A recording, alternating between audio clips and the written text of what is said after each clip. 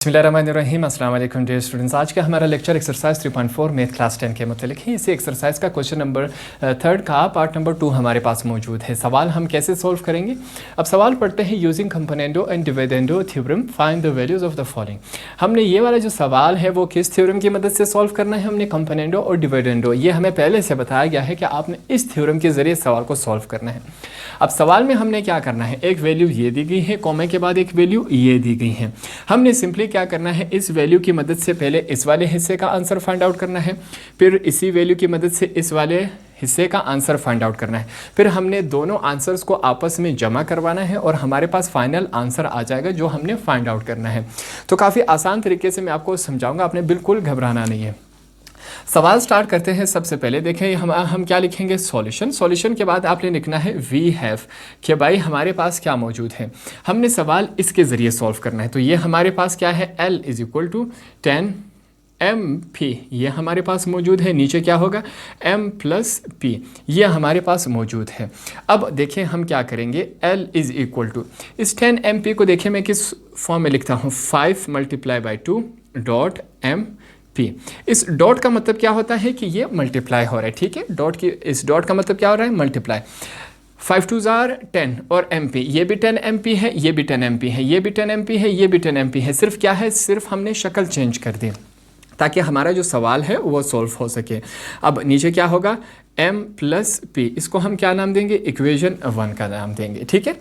अब इक्वेशन 1 से हम क्या लिखेंगे, यहाँ पर मैं लिखूँगा फ्रॉम इक्वेशन 1। अब इक्वेशन 1 से देखिए हमारे पास क्या बना, देखिए मैं लिखूँगा L अब इज़ इक्वल टू, अब देखिए इस 2M को मैं नीचे ले आता, 2M यहाँ पर क्या हो रहा है, मल्टीप्लाई हो रहा है, 2 भी मल्टीप्लाई हो रहा है, M भी मल्टीप्लाई हो रहा है, तो 2M वहाँ पर मल्टीप्लाई हो रहा है, इज इक्वल टू के इस तरफ आके क्या हो जाएंगे, डिवाइड हो जाएंगे। हमने डिवाइड करवा दिया। 2M जब नीचे आया, ऊपर क्या बचा हमारे पास, 5P ही बचा, और नीचे क्या है, M प्लस P। अब आपका सवाल होगा कि हमें कैसे पता चलेगा कि हमने 2M को नीचे लिया। 2M को हमने इस वजह से नीचे लिया क्योंकि हम पहले ये वाला हिस्सा सॉल्व करें। जब आप यहाँ पर देखें तो हमारे पास क्या है, 2M, इस वजह से हमने 2M यहाँ पर जो मल्टीप्लाई हो रहा था इज इक्वल टू कि इस तरफ आके क्या हुआ, डिवाइड हुआ, तो इस वजह से हमने 2M को यहाँ नीचे ले आया। अब यहाँ तक आने के बाद अब हम क्या करेंगे, कंपोनेंडो और डिविडेंडो थ्योरम इस्तेमाल करेंगे, ठीक है। यहाँ पर मैं लिख रहा हूँ यूजिंग कंपोनेंडो ए डिविडेंडो थ्योरम। अब यहाँ पर मैं ऐसे भी कर सकता था कि भाई मैं पहले डिविडेंडो लिख लेता और फिर बाद में कंपोनेंडो लिख लेता, तब आपको कंफ्यूजन होती। इस वजह से मैंने पहले कंपोनेंडो एंड डिविडेंडो लिख लिया, ठीक है। आसान तरीके से मैं आपको समझाऊंगा। अब कंपोनेंडो और डिविडेंडो थ्योरम में हम क्या करते हैं, सबसे पहले ऊपर हमारे पास क्या मौजूद है, L है, तो नीचे वाला हिस्सा पहले ऊपर जाके क्या होगा, प्लस होगा, इसके साथ क्या होगा, जमा होगा, तो जमा करवाते हैं 2M, ये हमारे पास हुआ। अब क्या होगा, जो ऊपर वाला हिस्सा है वो नीचे आके क्या होगा, इसके साथ माइनस होगा। ये जो लाइन है आपके समझाने के लिए, ठीक है। L माइनस 2M हमारे पास ये इस फॉर्म में बना। आगे चलते हैं, सेम यही काम इस तरफ भी करेंगे। 5P है, ठीक है। जो नीचे वाली वैल्यू है वो एक दफ़ा ऊपर आके क्या होगी, जमा होगी, ऐड होगी, इसके साथ ऐड करवाते हैं, प्लस लिखेंगे M प्लस P, ये हमने करवा दिया, ठीक है। अब नीचे क्या होगा, नीचे भी यही होगा कि भाई जो ऊपर वाली वैल्यू है वो नीचे एक दफ़ा आके क्या होगी, माइनस हो जाएगी, तो माइनस करवाते हैं इसको, क्या बनेगा हमारे पास 5P माइनस, इस माइनस की वजह से नीचे वाली वैल्यू क्या करेंगे, ब्रैकेट में लिखेंगे। हमारे पास ये इस फॉर्म में बना। अब नेक्स्ट स्टेप में इनको भी सॉल्व करते हैं और ये ब्रैकेट को भी ओपन करते हैं, देखते हैं हमारे पास किस फॉर्म में बनता है। L प्लस 2M हमारे पास बना, देखिए अपॉन क्या है, L माइनस 2M। अब ये आगे सॉल्व नहीं हो सकते तो सेम एज इट इज़ हमने लिखे। 5PM ये रहा, 1PM ये रहा, 5 और 1 कितने हुए, 6P हुआ, सॉरी 5P ये हुआ, 1P ये हुआ, 5 और 1 कितने हुए, 6P हमने लिखा, साथ में क्या है, M हमने लिख दिया। अब नीचे आते हैं, नीचे क्या करेंगे, सिर्फ हम ब्रैकेट ओपन करेंगे, इस माइनस की वजह से अंदर वाले साइन चेंज हो जाएंगे, minus plus minus, minus plus minus P।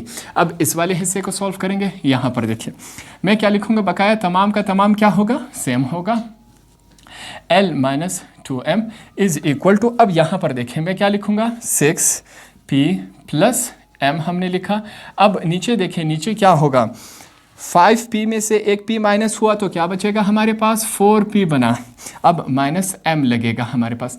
यहाँ तक आने के बाद अब देखें, इस वाले हिस्से को देखें और इस वाले हिस्से को देखें। फ़र्क यहाँ पर क्या है कि पॉजिटिव वैल्यू ऊपर चलेगी, नेगेटिव वैल्यू नीचे आ गई। यहाँ पर नेगेटिव ऊपर थी, पॉजिटिव नीचे थी। अब हम इसको चेंज करेंगे किस थ्योरम की मदद से, यहाँ पर देखें हम लिखेंगे यूजिंग इन्वर्टेंडो। इन्वर्टेंडो थ्योरम जब हम देखेंगे वो हमारे पास क्या करता है, यूजिंग इन्वर्टेंडो थ्योरम। अब मैं आपको समझाता हूँ इन्वर्टेंडो थ्योरम क्या होता है। देखिए ये आपके लिए एग्जांपल है, एग्जांपल से मैं समझा रहा हूँ। क्या है, A/B is equal to C/D है, ठीक है।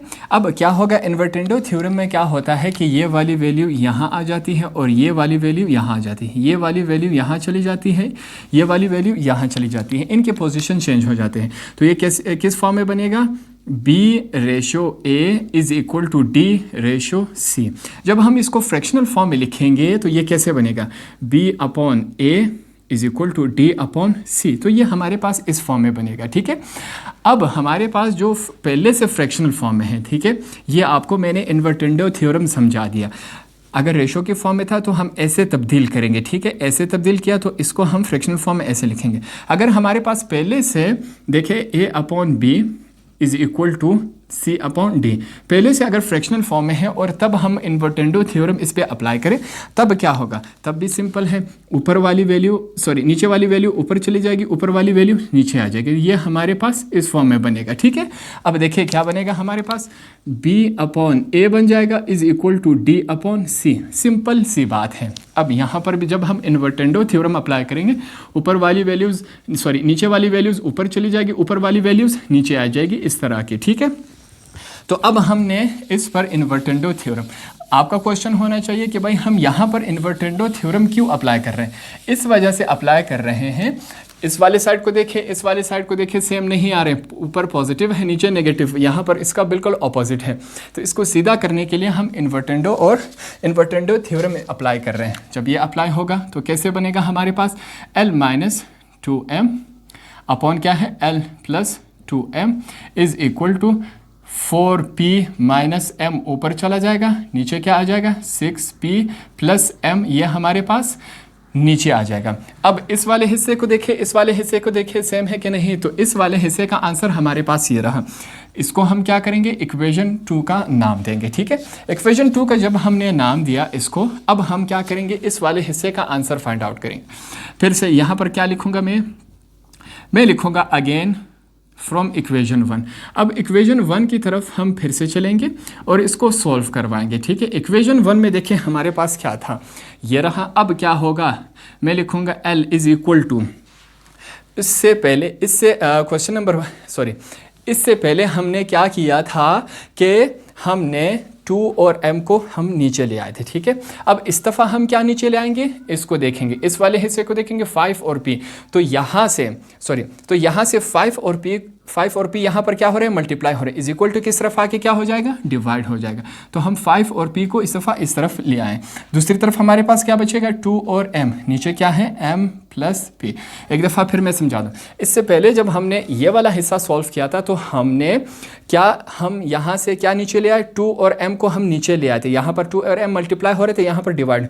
2 और m को क्यों हम नीचे ले आए, क्योंकि यहाँ पर 2 और m था। अब हम दूसरा साइड सॉल्व कर रहे हैं, इस दफ़ा हम 5 और p को देखेंगे। 5 और p यहाँ पर मल्टीप्लाई हो रहे, इज इक्वल टू किस तरफ आके क्या हुए, डिवाइड हुए। तो इस वजह से हमने 5 और p यहाँ ले आए, ठीक है। अब आगे देखें, यहाँ तक आने के बाद अब हम क्या करेंगे, फिर से यहाँ पर हम लिखेंगे using componendo and dividendo theorem, ठीक है। डिविडेंडो थ्योरम हम फिर से अप्लाई करेंगे, काफ़ी आसान है। कंपोनेंडो और डिविडेंडो थ्योरम में क्या होता है, यहाँ पर देखें सिंपल तरीके से आपको समझाऊंगा। L, अब क्या होगा, जो नीचे वाली वैल्यू है वो हमारे पास क्या हो जाएगी, ऊपर चली जाएगी। ये वाली वैल्यू जब ऊपर आएगी तो क्या हो जाएगी, इनके साथ जमा होगी, ऐड होगी। तो हम इसको जमा करवा देते हैं।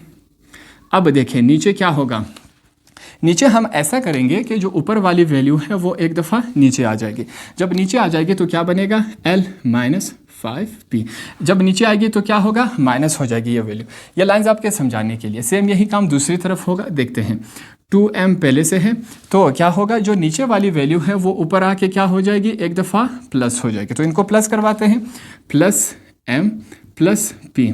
अब देखें नीचे चलते हैं, नीचे क्या होगा, जो ऊपर वाली वैल्यू है वो एक दफ़ा नीचे आ जाएगी और क्या होगा, माइनस हो जाएगी। तो हम लिखेंगे 2m माइनस, इस माइनस की वजह से नीचे वाली वैल्यू हम ब्रैकेट में लिखेंगे। अब इनको सॉल्व करवाते हैं, देखते हैं किस फॉर्म में बनता है। l प्लस 5p, ये वाला side same as it is आएगा, ठीक है, क्योंकि इसमें सॉल्व करने की कोई चीज़ नहीं है। दूसरी तरफ देखें, 2m ये रहा, एक m ये रहा, तो क्या बनेगा हमारे पास 3m प्लस 5 प्लस p है 2m ये रहा, एक m ये रहा, क्या बना हमारे पास 3m और प्लस p हमने लिखा। नीचे क्या होगा, 2m है, इस माइनस की वजह से अंदर वाले साइन चेंज हो जाएंगे, minus plus minus, minus plus minus p, हमारे पास ये इस फॉर्म में आया, ठीक है। अब इस नीचे वाले हिस्से को सॉल्व करते हैं, क्या बनता है हमारे पास।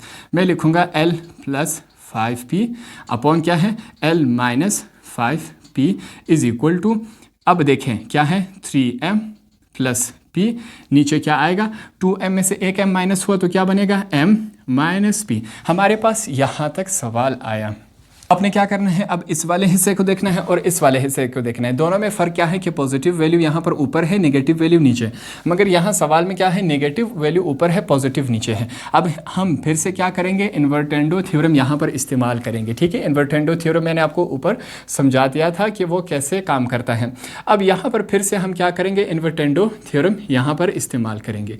काफ़ी सिंपल है, सिर्फ पोजिशन चेंज करनी, नीचे वाला ऊपर चला जाएगा, ऊपर वाला नीचे आ जाएगा, इन्वर्टेंडो थ्योरम। इन्वर्टेंडो थ्योरम में क्या होता है, नीचे वाली वैल्यू यहाँ से नीचे वाली वैल्यू ऊपर आ जाएगी, ऊपर वाली वैल्यू नीचे चली जाएगी। तो इसको हम कैसे लिखेंगे, l माइनस 5p, नीचे वाली वैल्यू ऊपर आ गई और ऊपर वाली वैल्यू जो है वो नीचे चली गई। सेम यही काम दूसरी तरफ पर करेंगे, नीचे वाली वैल्यू ऊपर आ गई और जो ऊपर वाली वैल्यू है वो नीचे चली गई। हमारे पास ये इस फॉर्म में बनेगा। अब यहाँ तक आने के बाद देखिए ये इससे आगे सॉल्व नहीं हो रहा। अब आपने ये वाला हिस्सा देखना है और ये वाला हिस्सा, दोनों सेम है कि नहीं, तो इसका आंसर ये रहा। अब हमने क्या किया, जो सेकंड वाला हिस्सा है उसका आंसर भी हमने फाइंड आउट कर दिया। नेक्स्ट में हम क्या करेंगे, इक्वेशन 2 को और इक्वेशन 3 को आपस में ऐड करेंगे। ऐड नहीं करेंगे इस दफ़ा, आपने क्या करना है, इन दोनों के बीच में जो साइन है वो करना है। इस दफ़ा साइन क्या है, माइनस का है, तो यहाँ पर हम क्या लिखेंगे, सब्ट्रैक्टिंग इक्वेशन 2 एंड 3। इस दफ़ा हमने क्या करवाना है, माइनस करवाना है। माइनस क्यों, क्योंकि इन दोनों के बीच में साइन कौन सा है, माइनस है। तो इस दफ़ा हमने इक्वेशन 2 और 3 को आपस में माइनस करवाना है। तो इक्वेशन 2 का क्या है, देखें यहाँ पर एक लेफ़्ट साइड है इक्वेशन 2 का, एक राइट हैंड साइड है। सेम इसी तरह 3 का भी एक लेफ़्ट हैंड साइड है, एक राइट हैंड साइड है। सबसे पहले हम क्या करेंगे, इक्वेशन 2 का लेफ़्ट हैंड साइड लिखेंगे और इक्वेशन 2 का लेफ़्ट हैंड साइड लिखेंगे और इक्वेशन 3 का लेफ़्ट हैंड साइड लिखेंगे। तो हमारे पास किस फॉर्म में बनेगा, सबसे पहले हमने इक्वेशन 2 का लेफ़्ट हैंड साइड लिखा, 2m है, फिर हम माइनस का साइन लगाएंगे, ठीक है। अब इक्वेशन 3 का लेफ्ट हैंड साइड लिखेंगे, वो हमारे पास क्या है, l माइनस 5p अपॉन क्या है, l plus 5p is equal to, same यही काम दूसरी तरफ भी करेंगे राइट हैंड साइड पे। इक्वेशन 2 का राइट हैंड साइड लिखेंगे, हमारे पास क्या है, 4p माइनस m अपॉन क्या है, 6p प्लस m माइनस होगा। अब इक्वेशन 3 का राइट हैंड साइड हमारे पास क्या है, m माइनस p, नीचे क्या है, 3m प्लस p, हमारे पास ये इस फॉर्म में है। अब देखें इस वाले साइड से हमने काम नहीं रखना, क्यों, क्योंकि इनकी वैल्यूज़ तो हमारे पास मौजूद है और ये वाला हिस्सा सवाल में भी है, तो हम सिर्फ इस वाले हिस्से को सॉल्व करेंगे। अब यहाँ पर देखें हमने क्या लेना है, उसके लिए मैं लिखूँगा taking LCM, least common multiple, ठीक है। अब इस वाले हिस्से की जगह मैं ये निशान लगा दूंगा, इज इक्वल टू, बकाया तमाम काम हमने इस वाले हिस्से में करना है। तो देखते हैं हमारे पास ये क्या बनता है, इन दोनों का एलसीएम हमारे पास यही आएगा, क्या है, 6p प्लस m, दूसरी तरफ क्या है, दूसरी तरफ क्या है, 3m, यहाँ पर देखें 3m प्लस p है हमारे पास। अब क्या होगा, 6p प्लस m, ये इसके साथ कैंसिल हुआ, क्या बचा हमारे पास, ये रहा, क्या है, 3m प्लस p, ऊपर क्या मौजूद है, वो इसके साथ मल्टीप्लाई होगा, ऊपर है 4p माइनस m है, ठीक है, बीच में साइन कौन सा है, माइनस है। अब देखिए 3m प्लस p के साथ कैंसिल हुआ, हमारे पास क्या बचा, 6p प्लस m। अब ऊपर हमारे पास क्या है, m माइनस p, वो इसके साथ मल्टीप्लाई हो जाएगा, तो ये हमारे पास इस फॉर्म में है। अब नेक्स्ट स्टेप में हम क्या करेंगे, इस ब्रैकेट को इसके साथ मल्टीप्लाई करवाएंगे और इसको इसके साथ मल्टीप्लाई, तो करवाते हैं मल्टीप्लाई, देखते हैं हमारे पास ये किस फॉर्म में बनता है। अब देखें पहले इस 3m को इस तमाम के साथ मल्टीप्लाई करवाएंगे। 3 जब 4 के साथ मल्टीप्लाई होगा तो क्या बनेगा, 3 4 12 और m p, ठीक है। अब यही 3 इसके साथ प्लस माइनस 3m जब m के साथ मल्टीप्लाई होगा तो क्या बनेगा, 3m का स्क्वायर बनेगा। अब ये जो p है वो इस तमाम के साथ मल्टीप्लाई होगा, प्लस और प्लस प्लस हो जाते हैं। p जब 4p के साथ मल्टीप्लाई होगा क्या बनेगा, 4p का स्क्वायर है। अब ये जो p है वो m के साथ मल्टीप्लाई होगा, प्लस माइनस माइनस p जब m के साथ मल्टीप्लाई होगा mp बनेगा। अब ये वाला साइन हमने लगाया। अब इस साइन की वजह से अंदर वाले तमाम पहले हम ब्रैकेट में लिख लेते हैं, बाद में जाके इसको ओपन कर लेंगे। क्या होगा, सेम यही काम होगा। 6p इस तमाम ब्रैकेट के साथ मल्टीप्लाई होगा। 6p जब प्लस और प्लस प्लस है, 6p जब m के साथ मल्टीप्लाई होगा क्या आएगा, 6mp। 6p जब p के साथ मल्टीप्लाई होगा प्लस माइनस माइनस, 6p जब p के साथ मल्टीप्लाई होगा 6p का स्क्वायर। अब ये m जो है वो इस तमाम के साथ मल्टीप्लाई होगा, प्लस और प्लस प्लस है। m जब m के साथ मल्टीप्लाई होता है m का स्क्वायर बनता है। अब आगे चलते हैं, प्लस माइनस माइनस, m जब p के साथ मल्टीप्लाई होगा क्या बनेगा, mp बनेगा। नीचे क्या है हमारे पास, 6p प्लस m और साथ में क्या है, 3m प्लस p। अब नेक्स्ट स्टेप में हम क्या करेंगे, इस ब्रैकेट को ख़त्म करेंगे और इस माइनस की वजह से अंदर तमाम साइंस जो है वो चेंज हो जाएंगे। यहाँ पर एक करेक्शन कर ले, यहाँ पर मुझसे मिस्टेक हो गई, इसको आप बिल्कुल करेक्ट कर ले, ठीक है। 3 4 क्या होता है हमारे पास, 12 होता है, मैंने 4 लिखा था। 3 4 12 m और p, तो हमारे पास ये इस फॉर्म में आएगा। अब नेक्स्ट स्टेप में हम क्या करेंगे, इस ब्रैकेट को ख़त्म करेंगे और इस माइनस की वजह से अंदर के तमाम साइन चेंज हो जाते हैं। तो देखते हैं हमारे पास ये किस फॉर्म में बनता है। सबसे पहले मैं ये लाइन लगा देता हूँ। हमारे पास क्या है, 12mp माइनस 3m का स्क्वायर है प्लस 4p का स्क्वायर है माइनस mp है। अब इस माइनस की वजह से अंदर वाले साइन चेंज हो जाएंगे, माइनस प्लस माइनस हो जाएगा, क्या है 6mp। आगे चलते हैं, माइनस और माइनस प्लस हो जाते हैं, प्लस है 6p का स्क्वायर है। अब देखें, माइनस प्लस फिर से माइनस है हमारे पास, m का स्क्वायर है। आगे चलते हैं, माइनस माइनस प्लस हो जाते हैं, ठीक है। हमारे पास क्या बनेगा, mp, ये हुआ। नीचे क्या है, 6p प्लस m है। आगे चलते हैं, क्या है 3m प्लस p, हमारे पास ये इस फॉर्म में बन गया। अब क्या होगा, हम क्या करेंगे, सेम अल्फ़ाबेट वाले वैल्यूज़ एक तरफ करते हैं तमाम के तमाम, ठीक है।